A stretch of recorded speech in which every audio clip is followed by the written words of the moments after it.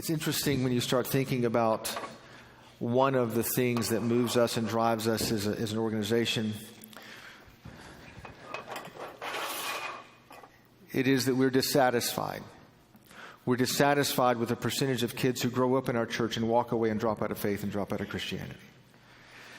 And we feel like we can't keep doing business as usual.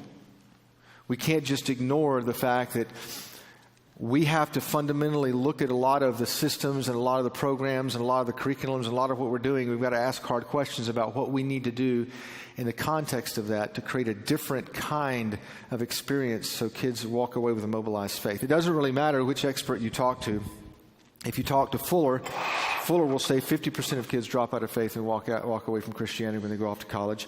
Lifeway, will tell you 60% or so drop out of faith. Barna will say 70%. And you say, who's right? Whose stat is really more accurate? I don't know, and I really don't care. When it comes right down to it, there's about 50, at least percent, that we lose by simply kids walking away and being disillusioned. And last year, we spent the entire day talking about the dials that we need to turn and the insights that we need to somehow put back in place so that they don't walk away. But the thing that concerns me even more than all of that is not the percentage of kids who walk away and drop out of faith. It's the percentage of kids, again, that never show up because they're growing up in culture outside the church.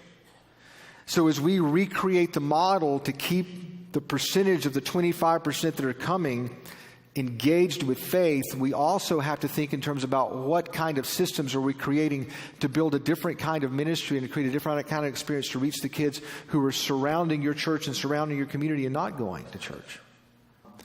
But the thing that I think is important to think in terms of is that some of you in this room have realized that you're called to build relationships with the next generation on the front lines. And you've bought into this idea, this notion, that it's not about the program, it's not about the attendance, it's not how many people show up to something, it's how are you organizing your ministry in such a way so that the relationships go down deep and so that you have people connected with caring adults. We've been working with a kid for the last couple of years. As a matter of fact, a year ago, this next week, she tried to take her own life in New York. She's a girl that we've been working with. She comes out of a sex trafficking environment, and for us, it's been a traumatic journey because, if you've ever worked with someone who's really been broken by a lot of awful things in their life, it's just sometimes it's difficult to figure out if you're helping, if you're hurting, what really works. And this last summer at Big Stuff Camps, I'd gotten off a phone call with her talking through some stuff that she was struggling with and dealing with. And I remember going to bed that night, and I just couldn't sleep. And I wrote this down because I just wanted to remind myself. I just wanted to remind myself why this is important. And I don't know if this will make sense to you, but this, at the core of why we show up to lean into you and to work with you and to talk with you at Leaders is this idea. And this is what I wrote down that night. I'm absolutely convinced that if every teenager had a place to belong and someone to believe in them, it could radically affect their faith and their future. I can't do that for every teenager. I can't even do it for very many. But I can do it for a few. Isn't there something fundamentally that says to you, this isn't about us having a better presentation, us having a better ability to communicate. At the core of this, there is a relationship that has to take place between a leader and a kid, or a leader and a teenager, and that relationship holds within it the key to the future and the faith of that kid. Not simply because we know the right answers, but because we understand that God wired us for relationships to do life together. We decided to do something really unusual about 8 or 9 months ago.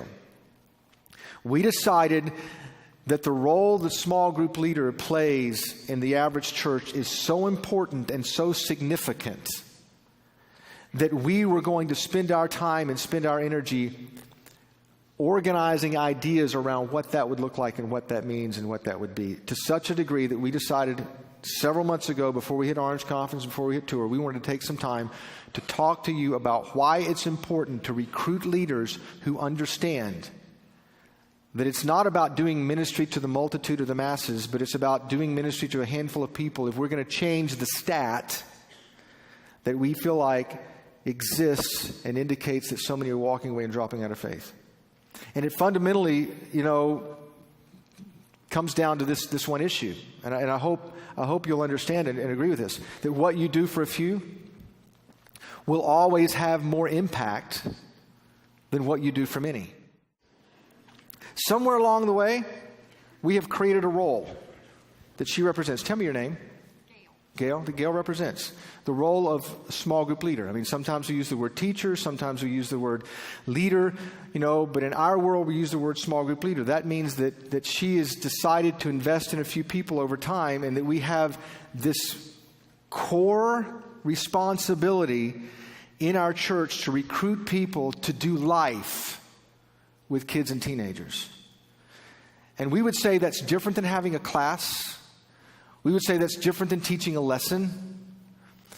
We would even say that one of the fundamental struggles has been over the last few years, we don't really know how to define this and clarify what this is sometimes when we're recruiting people to do it. But we know it's a critical part of discipleship. I even think it's important for a small group leader to know what they don't do before you can even start talking about what they do. Because what Gail has done is not simply be a parent. It's not really that. It's not even being a coach or a teacher. It's more than that. It's not a counselor. It's kind of bits and pieces of all those things. And yet at the same time, not any of those things. And if I were to define this for you in a way where we could talk about it with all of our churches and all of our leaders and everywhere, I would say this about a small group leader. A small group leader is simply someone who's made a choice to invest strategically in the lives of a few over time so you can help build an authentic faith. To do something for a few, don't miss this, that you can't do for many. There's an irreducible minimum that you have to understand and recognize that you're able to accomplish certain things with, that if you get beyond that, if it gets to a certain size, if it gets too many, you can't accomplish the same kind of thing you can with a few. So in your church and in my church and in our organizations, if we're effective and if we're strategic, what we're going to do is we're going to reorganize all the time to reduce it down to the few that we can do ministry with and disciple with effectively. Because if we let it get too big, if we let it grow too large in the context of relationships, it limits our potential to build authentic faith.